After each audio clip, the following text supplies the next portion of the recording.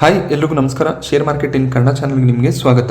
ನಿರ್ಮಲಾ ಸೀತಾರಾಮನ್ ಅವರು 2022-23ನೇ ವರ್ಷದ ಬಜೆಟನ್ನು ಪ್ರೆಸೆಂಟ್ ಮಾಡಿದ್ದಾರೆ. ಸೊ ಇವರು ಟೋಟಲಿ 4 ಬಜೆಟ್ಗಳನ್ನು ಪ್ರೆಸೆಂಟ್ ಮಾಡಿದ್ರು. ಸೊ ಅದರಲ್ಲಿ ಇದು ಅತಿ ಚಿಕ್ಕ ಡ್ಯೂರೇಷನ್ನ ಬಜೆಟ್ ಆಗಿದೆ. ಹಾಗೆ ಇಲ್ಲಿ ಇನ್ಕಮ್ ಟ್ಯಾಕ್ಸ್ ಸ್ಲ್ಯಾಬ್ಸ್ಗಳಲ್ಲಿ ಏನಾದರೂ ಚೇಂಜಸ್ ಬರುತ್ತಾ ಅನ್ನುವಂಥ ಒಂದು ಎಕ್ಸ್ಪೆಕ್ಟೇಷನ್ಸ್ ಇತ್ತು. ನಾನು ನಿನ್ನೆ ವಿಡಿಯೋದಲ್ಲಿ ಕೂಡ ನಿಮಗೆ ತಿಳಿಸಿದೆ. ಸೊ ಸ್ವಲ್ಪ ಚೇಂಜಸ್ ಇಲ್ಲಿ ಬರ್ಬೋದು ಅಂತ. ಬಟ್ ನಿರ್ಮಲಾ ಸೀತಾರಾಮನ್ ಅವರು ಅದ್ರ ಬಗ್ಗೆ ಯಾವುದೇ ಒಂದು ವಿಷಯವನ್ನು ಇಲ್ಲಿ ಹೇಳಿಲ್ಲ. ಹಾಗೆಯೇ ಓಲ್ಡ್ ಟ್ಯಾಕ್ಸ್ ರೆಜಿಮ್ ಮತ್ತು ನ್ಯೂ ಟ್ಯಾಕ್ಸ್ ರೆಜಿಮ್ಗೆ ತುಂಬಾ ಕನ್ಫ್ಯೂಷನ್ಸ್ ಇತ್ತು. ಅದ್ರ ಬಗ್ಗೆ ಕೂಡ ಯಾವುದೇ ಒಂದು ಕ್ಲಾರಿಟಿ ಸಿಗ್ತಿರೋದು ಕಾಣಿಸ್ತಿಲ್ಲ. ATC ಮತ್ತೆ ATD ಅಲ್ಲಿ ಯಾವುದಾದ್ರೂ ಲಿಮಿಟ್ ಇನ್ಕ್ರೀಸ್ ಮಾಡ್ತಾರ ಅನ್ನುವಂಥ ಎಕ್ಸ್ಪೆಕ್ಟೇಷನ್ಸ್ ಕೂಡ ಇತ್ತು. ಅದು ಕೂಡ ಈಗ ಸುಳ್ಳಾಗಿದೆ. ಸೊ ಯಾವುದೇ ಒಂದು ಲಿಮಿಟ್ ಇನ್ಕ್ರೀಸ್ ಕೂಡ ನೋಡೋದಕ್ಕೆ ಸಿಗ್ತಿಲ್ಲ. ಹಾಗೆ ಸ್ಟ್ಯಾಂಡರ್ಡ್ ಡಿಡಕ್ಷನ್ ಕೂಡ ಅಷ್ಟೇ 50,000 ಏನಿತ್ತು ಮುಂಚೆ ಅದೇ ಕಂಟಿನ್ಯೂ ಆಗುತ್ತೆ. ಸ್ಟ್ಯಾಂಡರ್ಡ್ ಡಿಡಕ್ಷನ್ ಅಲ್ಲೂ ಕೂಡ ಯಾವುದೇ ರೀತಿಯ ಒಂದು ಚೇಂಜಸ್ ನಮಗೆ ನೋಡೋದಕ್ಕೆ ಸಿಗ್ತಿಲ್ಲ. ಬಟ್ ಇಲ್ಲಿ ಇನ್ನೊಂದು ಇಂಪಾರ್ಟೆಂಟ್ ವಿಷಯ ಏನು ಅಂದರೆ, ಕ್ರಿಪ್ಟೋ ಕರೆನ್ಸಿಗಳಲ್ಲಿ ನಾವು ಏನು ಟ್ರೇಡಿಂಗ್ ಅನ್ನ ಮಾಡ್ತೀವಿ ಅದರಲ್ಲಿ ಯಾವುದೇ ರೀತಿಯ ಒಂದು ಪ್ರಾಫಿಟ್ ಅನ್ನ ಮಾಡಿದ್ರೆ ಅದ್ರ ಮೇಲೆ ನಾವು 30% ಟ್ಯಾಕ್ಸ್ ಅನ್ನ ಇನ್ಮೇಲೆ ಕೊಡಬೇಕಾಗುತ್ತೆ. ಸೊ ಇಲ್ಲಿ ಯಾವುದೇ ರೀತಿಯ ಟ್ಯಾಕ್ಸ್ ಸ್ಲ್ಯಾಬ್ಗಳು ಇರೋದಿಲ್ಲ. ಅಂದರೆ ನೀವೇನಾದರೂ 5% ಟ್ಯಾಕ್ಸ್ ಸ್ಲ್ಯಾಬ್ನಲ್ಲಿ ಬಂದರೆ ನಿಮಗೆ ಇಷ್ಟು ಟ್ಯಾಕ್ಸ್, 10% ಟ್ಯಾಕ್ಸ್ ಸ್ಲ್ಯಾಬಲ್ಲಿ ಬಂದರೆ ಈ ರೀತಿಯ ಒಂದು ಟ್ಯಾಕ್ಸ್, ಆ ರೀತಿಯ ಒಂದು ಏನು ಡಿವಿಷನ್ ಇರೋದಿಲ್ಲ. ಯಾರೇ ಇಲ್ಲಿ ಪ್ರಾಫಿಟ್ ಅನ್ನ ಮಾಡಿದ್ರು ಕೂಡ 30% ಟ್ಯಾಕ್ಸ್ ಅನ್ನ ಕ್ರಿಪ್ಟೋ ಕರೆನ್ಸಿ ಟ್ರೇಡಿಂಗ್ ಮೇಲೆ ಕೊಡಬೇಕಾಗುತ್ತೆ. ಸೊ ಇಲ್ಲಿ ಶಾರ್ಟ್ ಟರ್ಮ್, ಲಾಂಗ್ ಟರ್ಮ್ ಯಾವುದೇ ಒಂದು ಕಾನ್ಸೆಪ್ಟ್ ಇರೋದಿಲ್ಲ. ಎಷ್ಟೇ ಡ್ಯೂರೇಷನ್ನ ಟ್ರೇಡ್ ಆದರೂ ಕೂಡ 30% ಟ್ಯಾಕ್ಸ್ ಅನ್ನ ಪ್ರಾಫಿಟ್ ಮೇಲೆ ಕೊಡಬೇಕಾಗುತ್ತೆ. ಹಾಗೆ ಶೇರ್ ಮಾರ್ಕೆಟ್ ಅಲ್ಲಿ ನಾವು ಟ್ರೇಡ್ ಮಾಡಿದಾಗ ಅಕಸ್ಮಾತ್ ಲಾಸ್ ಆದರೆ ಆ ಲಾಸ್ ಅನ್ನ ನೆಕ್ಸ್ಟ್ ಇಯರ್ ನಾವು ಇನ್ಕಮ್ ಟ್ಯಾಕ್ಸ್ ಫೈಲ್ ಮಾಡುವಾಗ ಅಡ್ಜಸ್ಟ್ ಮಾಡ್ಕೋಬಹುದಾಗುತ್ತೆ. ಬಟ್ ಕ್ರಿಪ್ಟೋ ಕರೆನ್ಸಿ ಟ್ರೇಡಿಂಗ್ ಅಲ್ಲಿ ಆ ರೀತಿ ಆಗೋದಿಲ್ಲ. ಕ್ರಿಪ್ಟೋ ಕರೆನ್ಸಿಯಲ್ಲಿ ನೀವೇನಾದ್ರೂ ಲಾಸ್ಗಳನ್ನ ಮಾಡ್ಕೊಂಡ್ರೆ ಸೊ ಅದಕ್ಕೆ ಯಾವುದೇ ರೀತಿಯ ಒಂದು ಕನ್ಸೆಷನ್ಸ್ ಇರೋದಿಲ್ಲ. ಜಸ್ಟ್ ಪ್ರಾಫಿಟ್ ಮೇಲೆ 30% ಟ್ಯಾಕ್ಸ್ ಅನ್ನ ಕೊಡಬೇಕಾಗುತ್ತೆ. ಕ್ರಿಪ್ಟೋ ಕರೆನ್ಸಿಗಳು ಇಂಡಿಯಾದಲ್ಲಿ ಸೇಫ್ ಅಂತ ನಾವು ಹೇಳ್ಬೋದಾಗುತ್ತೆ. ಕ್ರಿಪ್ಟೋ ಕರೆನ್ಸಿಗಳ ಮೇಲೆ ಬ್ಯಾನ್ ಆಗುತ್ತೆ ಅನ್ನುವಂಥ ನ್ಯೂಸ್ ಕೂಡ ಇತ್ತು. ಸೊ ಅದು ಸದ್ಯಕ್ಕೆ ನಮಗೆ ನೋಡೋದಕ್ಕೆ ಸಿಗುವಂತ ಚಾನ್ಸಸ್ಗಳು ತುಂಬಾನೇ ಕಮ್ಮಿ. ಏನಕ್ಕೆ ಅಂದ್ರೆ ಗೌರ್ಮೆಂಟ್ ಹೇಳಿದರೆ ಸೊ ಇಲ್ಲಿ ಟ್ಯಾಕ್ಸಸ್ ಅಪ್ಲೈ ಆಗುತ್ತೆ ಅಂತ. ಸೊ ಅದು ಲೀಗಲ್ ಅಂತ ನಾವು ಕನ್ಸಿಡರ್ ಮಾಡ್ಕೋಬೇಕಾಗುತ್ತೆ.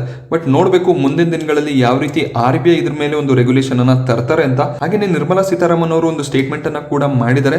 RBI ತನ್ನದೇ ಆದ ಒಂದು ಡಿಜಿಟಲ್ ಕರೆನ್ಸಿಯನ್ನ ಕೂಡ ಲಾಂಚ್ ಮಾಡ್ತಾರೆ ಈ ವರ್ಷ ಅಂತ. ಅದನ್ನ ಅವರು ಬ್ಲಾಕ್ ಚೈನ್ ಟೆಕ್ನಾಲಜಿಯನ್ನ ಬಳಸಿ ಲಾಂಚ್ ಮಾಡ್ತಾರೆ. ಅದನ್ನ RBI ತಾನೇ ರೆಗ್ಯುಲೇಟ್ ಕೂಡ ಮಾಡುತ್ತೆ.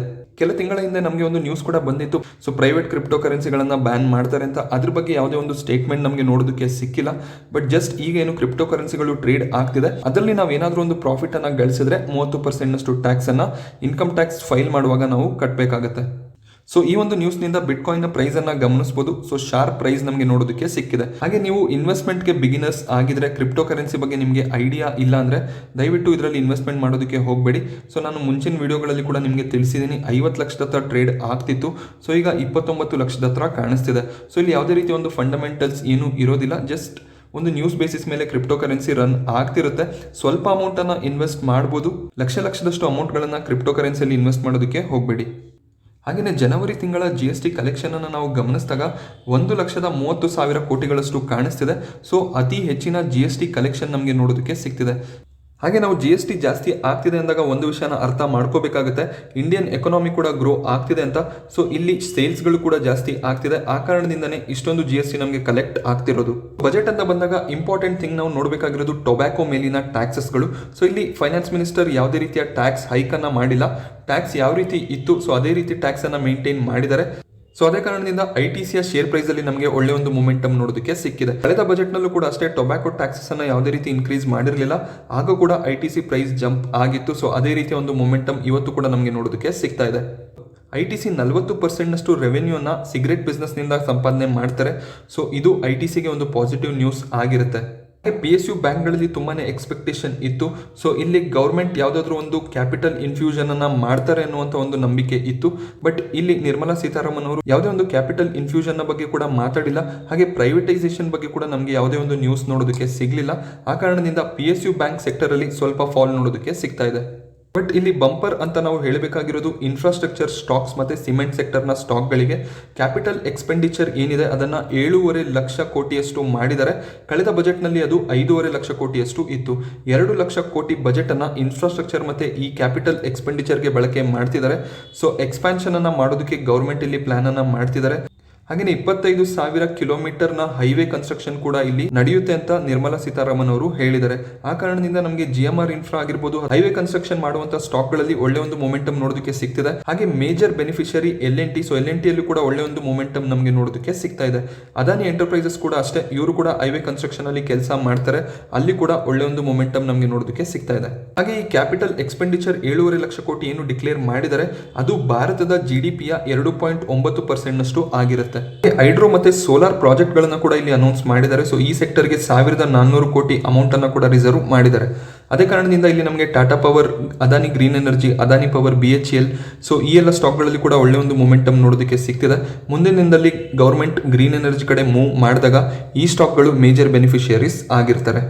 ಹಾಗೆ ಎಲೆಕ್ಟ್ರಿಕ್ ವೆಹಿಕಲ್ ಸೆಗ್ಮೆಂಟ್ಗೆ ಏನು ಸಿಕ್ಕಿದೆ ಅಂತ ನೋಡೋದಾದ್ರೆ ಇಲ್ಲಿ ನ್ಯೂ ಬ್ಯಾಟರಿ ಸ್ವಾಪಿಂಗ್ ಪಾಲಿಸಿಯನ್ನು ತಂದಿದ್ದಾರೆ. ಸೊ ಇದು ಎಲೆಕ್ಟ್ರಿಕ್ ವೆಹಿಕಲ್ ಸ್ಟಾಕ್ಗಳಿಗೆ ತುಂಬಾ ಇಂಪಾರ್ಟೆಂಟ್ ಆಗಿರುತ್ತೆ.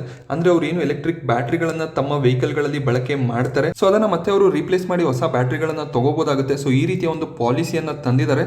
ಇದರಿಂದ ನಮಗೆ ಅಮರ್ ರಾಜಾ ಬ್ಯಾಟ್ರೀಸ್ ಆಗಿರ್ಬೋದು, ಎಕ್ಸೈಡ್ ಇಂಡಸ್ಟ್ರಿ, ಸೊ ಅಲ್ಲೂ ಕೂಡ ಒಂದು ಒಳ್ಳೆಯ ಮೊಮೆಂಟಮ್ ನೋಡೋದಕ್ಕೆ ಸಿಗಬೇಕಾಗುತ್ತೆ. ಬಟ್ ಶೇರ್ಗಳು ಫ್ಲಾಟ್ ಆಗಿ ಟ್ರೇಡ್ ಆಗ್ತಿತ್ತು.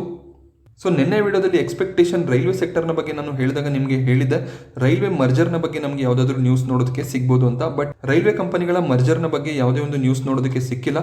ಬದಲಾಗಿ ರೈಲ್ವೆ ಸೆಕ್ಟರ್ನಲ್ಲಿ ಕೇವಲ 400 ಎನರ್ಜಿ ಎಫಿಷಿಯಂಟ್ ವಂದೇ ಭಾರತ್ ಟ್ರೈನ್ಗಳು ನಮಗೆ ನೆಕ್ಸ್ಟ್ 3 ವರ್ಷದಲ್ಲಿ ನೋಡೋದಕ್ಕೆ ಸಿಗ್ಬೋದು ಅನ್ನುವಂಥ ಒಂದು ಸ್ಟೇಟ್ಮೆಂಟ್ ಅನ್ನ ಮಾಡಿದ್ದಾರೆ. ಹಾಗೆಯೇ ಇಲ್ಲಿ ಒನ್ ಸ್ಟೇಷನ್ ಒನ್ ಪ್ರಾಡಕ್ಟ್ ಅನ್ನುವಂಥ ಒಂದು ಕಾನ್ಸೆಪ್ಟ್ ಅನ್ನ ತರ್ತೀವಿ. ಸೊ ಪಾರ್ಸಲ್ ಮತ್ತೆ ಪೋಸ್ಟಲ್ ರಿಲೇಟೆಡ್ ಅಥವಾ ಕ್ಯಾರೇಜ್ ವರ್ಕ್ ಏನಿದೆ ಅದನ್ನ ಇಂಪ್ರೂವ್ ಮಾಡ್ತೀವಿ ಅಂತ ಇಲ್ಲಿ ನಿರ್ಮಲಾ ಸೀತಾರಾಮನ್ ಅವರು ಹೇಳಿದ್ದಾರೆ. ಹಾಗೆ ಡಿಜಿಟಲೈಸೇಷನ್ ಬಗ್ಗೆ ಕೂಡ ತುಂಬಾನೇ ಚರ್ಚೆ ನಡೆದಿದೆ. 75 ಡಿಜಿಟಲ್ ಬ್ಯಾಂಕಿಂಗ್ ಯೂನಿಟ್ಸ್ಗಳನ್ನು ಈ ವರ್ಷ ಸ್ಥಾಪನೆ ಮಾಡ್ತೀವಿ ಅಂತ ಹೇಳಿದ್ದಾರೆ. ಸೊ ಇದರಿಂದ ನಮಗೆ Paytm, Fino payment bank, so ಈ ರೀತಿಯ ಸ್ಟಾಕ್ಗಳಲ್ಲಿ ಒಳ್ಳೆಯ ಒಂದು ಮೊಮೆಂಟಮ್ ನೋಡೋದಕ್ಕೆ ಸಿಗ್ತಿದೆ. ಪೇಟಿಎಂ ಮೇಜರ್ ಬೆನಿಫಿಷರಿ ಆಗಿರ್ತಾರೆ ಡಿಜಿಟಲ್ ಪೇಮೆಂಟ್ ಅಂತ ಬಂದಾಗ. ಬಟ್ ಈಗ ಎಲ್ಲ ಬ್ಯಾಂಕ್ಗಳು ಈ ಒಂದು ಸ್ಕೀಮ್ ನಡಿಯಲ್ಲಿ ಕೆಲಸ ಮಾಡೋದಕ್ಕೆ ಸ್ಟಾರ್ಟ್ ಮಾಡಿರೋ ಕಾರಣ ಪ್ರೈವೇಟ್ ಸೆಕ್ಟರ್ನ ಬ್ಯಾಂಕ್ಗಳಲ್ಲೂ ಕೂಡ ಒಳ್ಳೆಯ ಒಂದು ಮೊಮೆಂಟಮ್ ನೋಡೋದಕ್ಕೆ ಸಿಗ್ತಿದೆ. ಬಟ್ ಪಬ್ಲಿಕ್ ಸೆಕ್ಟರ್ ಬ್ಯಾಂಕ್ಗಳಲ್ಲಿ ಡೌನ್ ಸೈಡ್ ಇರೋ ಕಾರಣ ಬ್ಯಾಂಕ್ ನಿಫ್ಟಿ ಅಷ್ಟೊಂದು ಒಳ್ಳೆಯ ಪರ್ಫಾರ್ಮೆನ್ಸ್ ಅನ್ನ ಇವತ್ತು ಕೊಟ್ಟಿಲ್ಲ. ಹಾಗೆ ಹೌಸಿಂಗ್ ಫೈನಾನ್ಸ್ ಸೆಕ್ಟರ್ನಲ್ಲೂ ಕೂಡ ಅಷ್ಟೇ, ಪ್ರಧಾನಮಂತ್ರಿ ಆವಾಸ್ ಯೋಜನಾ ಅಡಿಯಲ್ಲಿ 48,000 ಕೋಟಿ ಬಜೆಟ್ ಅನ್ನು ಕೂಡ ಅಲೋಕೇಟ್ ಮಾಡಿದ್ದಾರೆ. ಸೊ ಇದರ ಬೆನಿಫಿಷರಿ ನಮಗೆ ನೋಡೋದಕ್ಕೆ ಸಿಗೋದು ಆವಾಸ್ ಫೈನಾನ್ಷಿಯರೀಸ್ ಮಧ್ಯಮ ವರ್ಗದ ಕುಟುಂಬದವರು ಏನಿದ್ದಾರೆ ಅವರಿಗೆ ಹೋಮ್ ಲೋನ್ಗಳನ್ನು ಪ್ರೊವೈಡ್ ಮಾಡುವಂತ ಒಂದು ಕಂಪನಿ ಆಗಿರ್ತಾರೆ. ಸೊ ಆ ಕಾರಣದಿಂದ ಇಲ್ಲಿ ಒಂದು ಒಳ್ಳೆ ಮೊಮೆಂಟಮ್ ನಮಗೆ ನೋಡೋದಕ್ಕೆ ಸಿಗ್ತಾ ಇದೆ. But still real estate sector ಇಲ್ಲಿ ತುಂಬಾನೇ ಎಕ್ಸ್ಪೆಕ್ಟೇಷನ್ ಇಟ್ಟಿದ್ರು, ಟ್ಯಾಕ್ಸ್ ರೇಟ್ ಏನಾದರೂ ಕಮ್ಮಿ ಆಗುತ್ತಾ ಅಂತ. ಬಟ್ ಜಸ್ಟ್ ಸರ್ಚಾರ್ಜ್ ಅನ್ನ ಕಾರ್ಪೊರೇಟ್ ಟ್ಯಾಕ್ಸಸ್ ಮೇಲೆ ಕಮ್ಮಿ ಮಾಡಿದ್ದಾರೆ. ಬಟ್ ಯಾವುದೇ ರೀತಿಯ ಟ್ಯಾಕ್ಸೇಷನ್ ನಲ್ಲಿ ನಮಗೆ ಚೇಂಜಸ್ ಕಾಣಿಸ್ತಿಲ್ಲ. ಸೊ ಇಲ್ಲಿ ಈ ಒಂದು ಬಜೆಟ್ ನಿಂದ ಕಾಮನ್ ಮ್ಯಾನ್ಗೆ ಅಷ್ಟೊಂದು ಯಾವುದೋ ಒಂದು ಒಳ್ಳೆಯ ಪ್ರಯೋಜನಗಳು ನೋಡೋದಕ್ಕೆ ಸಿಗ್ತಾ ಇಲ್ಲ. ಈ ಬಜೆಟ್ ನಲ್ಲಿ ಮೇಜರ್ ಆಗಿ ನಮಗೆ ನೋಡೋದಕ್ಕೆ ಸಿಗೋದು ಕ್ಯಾಪಿಟಲ್ ಎಕ್ಸ್ಪೆಂಡಿಚರ್ ತುಂಬಾನೇ ಚೆನ್ನಾಗಿ ಮಾಡಿದ್ದಾರೆ. ಬಟ್ ಇನ್ಕಮ್ ಟ್ಯಾಕ್ಸ್ ಸ್ಲ್ಯಾಬ್ಗಳಲ್ಲಿ ಯಾವುದೇ ರೀತಿಯ ಒಂದು ಚೇಂಜಸ್ ಅನ್ನ ಮಾಡಿಲ್ಲ.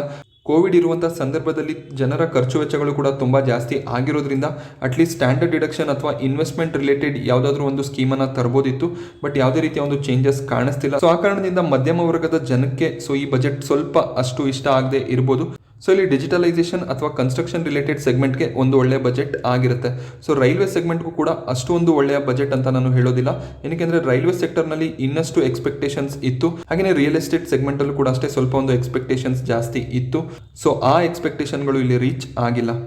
ಸೊ ಈ ವಿಡಿಯೋ ನಿಮಗೆ ಇಷ್ಟ ಆದರೆ ವಿಡಿಯೋನ ಲೈಕ್ ಮಾಡಿ. ಹಾಗೆ ಇದೇ ರೀತಿಯ ಮಾರ್ಕೆಟ್ ಅಪ್ಡೇಟ್ಸ್ಗಳಿಗೋಸ್ಕರ ಚಾನಲ್ನ ಸಬ್ಸ್ಕ್ರೈಬ್ ಮಾಡ್ಕೊಳ್ಳಿ. Thank you friends.